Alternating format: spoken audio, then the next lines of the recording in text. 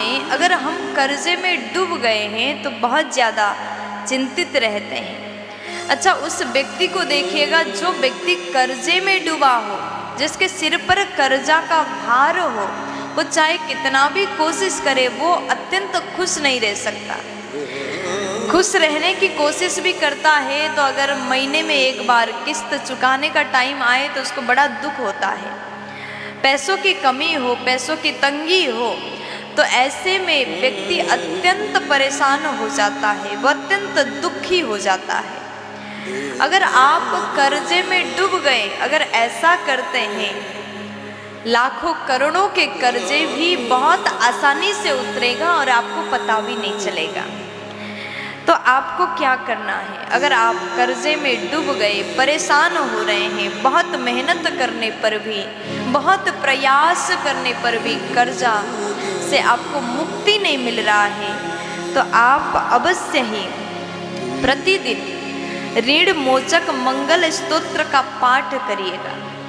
अगर आप प्रतिदिन ऋण मोचक मंगल स्तोत्र का पाठ करके भगवान से प्रार्थना करते हैं, ऋण से मुक्ति पाने के लिए अगर आप प्रार्थना करते हैं, तो आपके ऊपर जो कर्जा लगा था उससे मुक्ति आपको अवश्य ही मिलेगा। तो ये काम अवश्य करिएगा।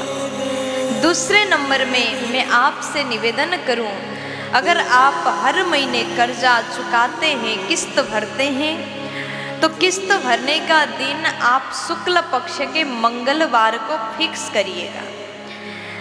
हर महीने शुक्ल पक्ष के मंगलवार को अगर आप किस्त देते हैं तो कर्जा बहुत जल्दी, अति शीघ्र ही उतर जाता है। तीसरे नंबर में बताया गया, अगर आप मंगलवार के दिन में आटे में गुड़ मिला करके मीठे पुए बनाते हैं और उसको हनुमान जी के मंदिर में ले जा करके चढ़ाते हैं, श्रद्धा के साथ में हनुमान जी से प्रार्थना करते हैं कि हे भगवान, हमारे जीवन में जो संकट है, हनुमान जी महाराज संकटों को हरने वाले हैं।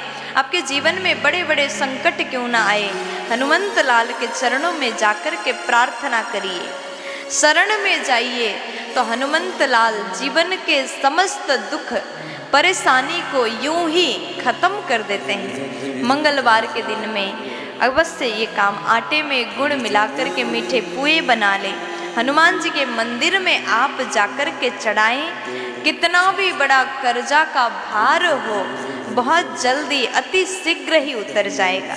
तो ये वाला कार्य आप अवश्य करिएगा। और चौथे नंबर में मैं आपसे निवेदन कर रही हूँ, भोजन करने से पहले थाली में से कुछ हिस्सा अवश्य निकालिए, या फिर आप रसोई घर में भोजन बनाते हैं उसके बाद में कौवे के लिए अवश्य कुछ हिस्सा निकालिए। गौ माता को रोटी खिलाने का आप नियम बनाइए।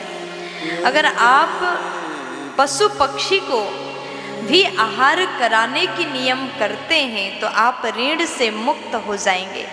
अभी हमने आपसे 4 उपाय बताया, ये 4 में से कोई भी एक कार्य या फिर चारों कार्य बड़े श्रद्धा के साथ में अगर आप करते हैं तो बड़े से बड़े करोड़ों के कर्जा भी आपके सिर से उतर जाएगा, आप ऋण मुक्त हो जाओगे।